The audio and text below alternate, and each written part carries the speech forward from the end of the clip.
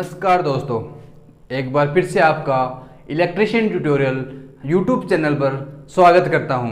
आज अपन बात करने वाले हैं डीसी मोटर के बारे में, जो कि आज अपन ने एक नया टॉपिक स्टार्ट किया है।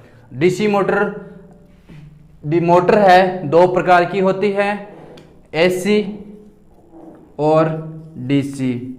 इसके अंदर आज अपन बात करने वाले हैं डीसी मोटर के बारे में। आज अपन स्टार्ट करेंगे डीसी मोटर क्या होती है और एसी मोटर क्या होती है। डीसी मोटर के जस्ट बाद में अपन बात करेंगे, थोड़ा सा जो भी बेसिक होता है उसके बारे में मैं बता दूंगा कि एसी के अंदर क्या होता है और डीसी के अंदर क्या होता है। सेम होता है, ज़्यादा फर्क नहीं होता है इनके अंदर, सिर्फ कुछ ही फर्क होता है। तो बात करेंगे, आज अपन स्टार्ट करते हैं डीसी मोटर के टॉपिक को। स्टार्ट करने से पहले अगर आप हमारे YouTube चैनल पर नए हो और अभी तक आपने हमारे YouTube चैनल को सब्सक्राइब नहीं किया है, तो नीचे रेड कलर के अंदर लिखा हुआ सब्सक्राइब है, उसको क्लिक कीजिए, जिससे कि आप हमारे साथ जुड़ सकते हैं। और साथ में जो बेल आइकन का जो बटन है, जो बेल आइकन है, उसको भी प्रेस कीजिए, जिससे कि जैसे ही भी हमारी तरफ से यहाँ से कोई न्यू वीडियो है वो आपको उसकी जो नोटिफिकेशन है वो आपको सबसे पहले मिल सके। तो और वीडियो अगर आपको अच्छा लगता है तो उसको लाइक कीजिए, और अगर कोई भी डाउट है या कोई भी क्वेश्चन वगैरह जो भी पूछना है वो आप कमेंट बॉक्स के अंदर कमेंट करके आप हमसे पूछ सकते हैं। और हमारी वीडियो है, जो जितनी भी वीडियो है, जो क्लासेज हैं, उनको आप शेयर अपने दोस्तों के साथ शेयर कीजिए। तो चलिए स्टार्ट करते हैं आज के टॉपिक डीसी मोटर को। सबसे पहले तो अगर बात करें अपन डीसी मोटर को, तो मैंने अभी बताया था कि मोटर कितने प्रकार की होती हैं। जो मोटर होती हैं वो मुख्यतः कितने प्रकार की होती हैं? दो प्रकार की, AC motor, DC motor.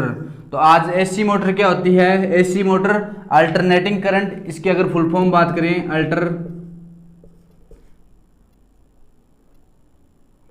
Alternating current, या इसे अपन बोल सकते हैं प्रत्यावर्ती धारा।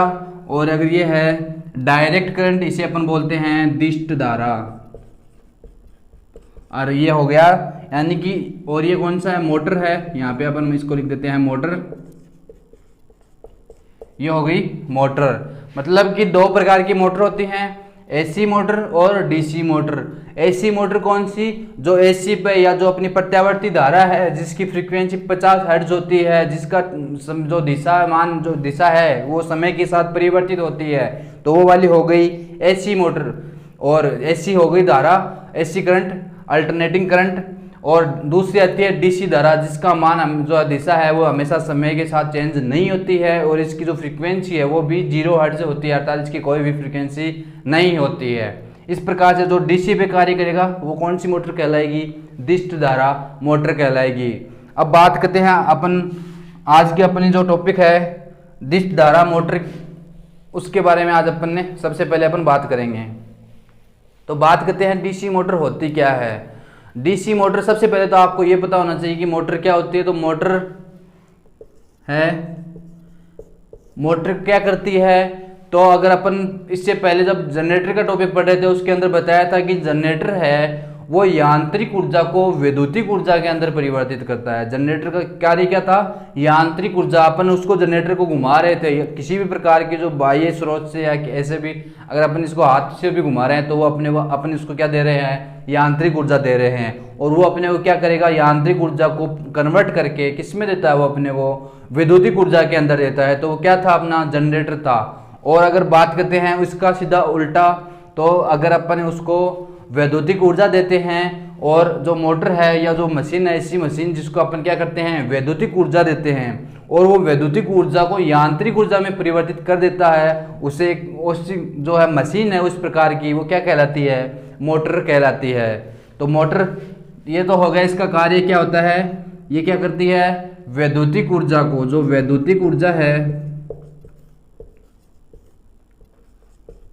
जो वैद्युतिक ऊर्जा होती है, उसको क्या करता है? ये यांत्रिक ऊर्जा में, अर्थात ये एक ऐसी मशीन है जो वैद्युतिक ऊर्जा को यांत्रिक ऊर्जा में परिवर्तित करती है, क्या कहलाती है? मोटर कहलाती है। मोटर दो प्रकार की होती है, एसी और डीसी। अभी अपन ने बात की थी। अपन बात कर रहे हैं अब डीसी मोटर की। ये तो हो गया। और अब बात करते हैं मोटर, जो अपनी डीसी मोटर।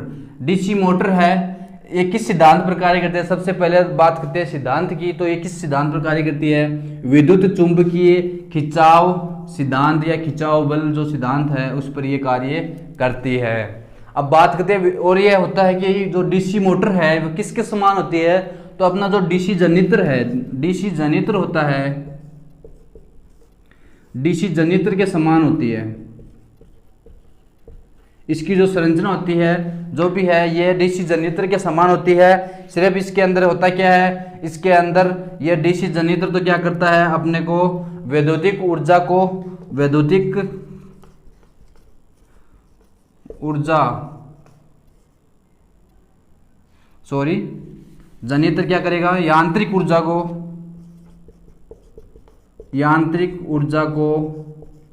वैद्युतिक ऊर्जा में परिवर्तित करेगा।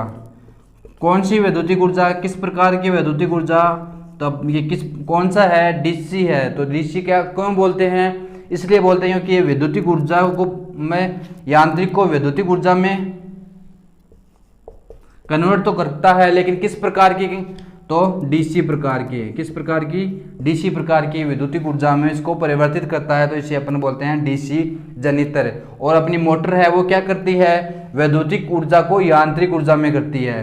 किस वैद्युतिक ऊर्जा को? डीसी प्रकार की जो वैद्युतिक ऊर्जा है उसको ये अपन इसको डीसी देंगे और ये अपने को यांत्रिक ऊर्जा अपने को देगी। जो घुमाने के कारण जो अपनी इसको यांत्रिक ऊर्जा दे रहे थे वो यांत्रिक ऊर्जा ये मोटर अपने को देगी। अर्थात ये सिर्फ इसके अंदर इतना फर्क होता है। और साथ साथ बात करते हैं इसकी संरचना। तो इसकी जो संरचना होती है, इसका जो एंड कवर्स होते हैं, जो एंड कवर संरचना के ऊपर जो एंड कवर्स होते हैं उनके अंदर जो गैप है वो डीसी जनित्र के अंदर अधिक रखा जाता है। हवा के लिए, इसके शीतलन के लिए इसके अंदर जो एंड कवर्स हैं उनकी जो संरचना है उसको ओपन या ज़्यादा खुला रखा जाता है। और किसकी अपेक्षा? डीसी मोटर की अपेक्षा। तो ये अब हो गई इसकी संरचना की बात। अब बात करें थे अपन सिद्धांत की बात।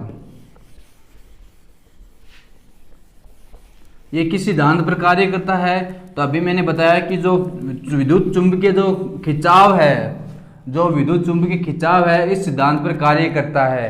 तो ये विद्युत चुंबकीय खिंचाव क्या होता है? तो बात करते हैं विद्युत चुंबकीय खिंचाव।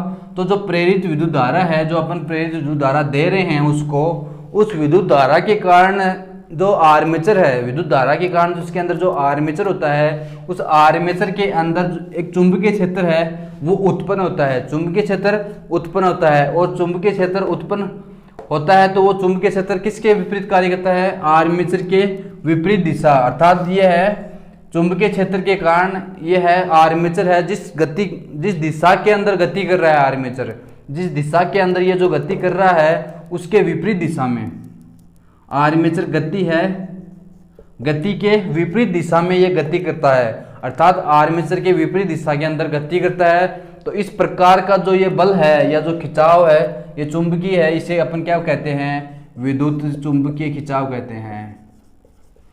क्योंकि ये किसके विपरीत कार्य कर रहा है? जो आर्मेचर की गति है, आर्मेचर जिस गति के, आर्मेचर गति की जो दिशा है, गति की दिशा, गति नहीं सिर्फ गति की दिशा है, उसके अगर विपरीत कार्य कर रहा है तो विपरीत कार्य करने के कारण यहाँ पे क्या है? खिंचाव बल उत्पन्न होता है और उससे अपन क्या कहते हैं? खिंचाव चुंबकीय, विद्युत चुंबकीय खिंचाव कहते हैं। इस सिद्धांत पर ये कार्य करता है। और इसके अंदर होता क्या है कि जो आर्मेचर है और उसके अंदर धारा, विद्युत धारा और आर्मेचर के कारण दो प्रकार के चुंबकीय बल है, चुंबकीय क्षेत्र उत्पन्न हो रहा है। और इस प्रकार से क्या होगा कि इसके अंदर जो आपस में जो है प्रतिक्रिया करते हैं, आर्मेचर और जो विद्युत धारा के द्वारा जो चुंबकीय क्षेत्र उत्पन्न हो रहा है और आर्मेचर का जो चुंबकीय क्षेत्र है, उस दोनों के बीच में जो प्रतिक्रिया हो रही है, प्रतिक्रिया के कारण, प्रतिक्रिया है इन दोनों की, जो दोनों चुंबकीय क्षेत्र है उन दोनों के चुंबकीय क्षेत्र के प्रतिक्रिया के कारण एक घुमाव बल होता है या घुमाव बल उत्पन्न होता है। जो घुमाव बल उत्पन्न होता है जिसे अपन बोल सकते हैं टॉर्क भी अपन इसे बोलते हैं। तो प्रतिक्रिया के कारण क्या उत्पन्न होता है? टॉर्क उत्पन्न होता है। अर्थात आर्मेचर और जो प्रेरित विद्युत धारा है उसके कारण जो आर्मेचर के अंदर विद्युत जो है चुंबकीय क्षेत्र वो और आर्मेचर का जो चुंबकीय क्षेत्र है उनके बीच में प्रतिक्रिया होती है। किस प्रकार की? कि ये जो आर्मेचर की गति की जो दिशा है वो उसको उसके विपरीत घुमाता है। इसी प्रकार इसी प्रतिक्रिया के कारण ये क्या कहलाता है, घुमाव बल है। उस घुमाव बल को क्या बोलते हैं अपन, टॉर्क है, ये अपन बोलते हैं। तो ये था इसकी गति की दिशा, चुंबकीय खिंचाव बल के सिद्धांत पर ये कार्य करता है। और इसके बाद में अगर बात करते हैं डीसी मोटर की मौलिक आवश्यकताएं, अर्थात जो अपनी डीसी मोटर है उसकी आवश्यकताएं क्या क्या होती है। जो मौलिक आवश्यकताएं हैं डीसी मोटर के अंदर अपने को मौलिक आवश्यकताएं क्या होनी चाहिए, अर्थात जो इम्पोर्टेंट होती हैं वो इनके बिना डीसी मोटर है वो कार्य नहीं करती। तो मौलिक जो आवश्यकताएं होती हैं वो क्या क्या होती हैं। सबसे पहले तो आती है चुंबकीय क्षेत्र, ये फर्स्ट नंबर पर है चुंबकीय क्षेत्र, क्योंकि चुंबकीय क्षेत्र के बिना कुछ भी नहीं होगा, क्योंकि आर्मेचर है चुंबकीय क्षेत्र के कारण ही घूम रहा है। अगर चुंबकीय क्षेत्र ही इसके अंदर उत्पन्न नहीं होगा तो ये है इसके अंदर जो प्रतिक्रिया है वो भी नहीं उत्पन्न होगी, प्रतिक्रिया नहीं होगी। और प्रतिक्रिया नहीं होने के कारण इसके अंदर है जो टॉर्क है, जो घुमाव बल है वो उत्पन्न नहीं होगा। और घुमाव बल उत्पन्न नहीं होगा तो ये जो अपना आर्मेचर है वो घूमेगा नहीं, या जो गति है वो नहीं करेगा।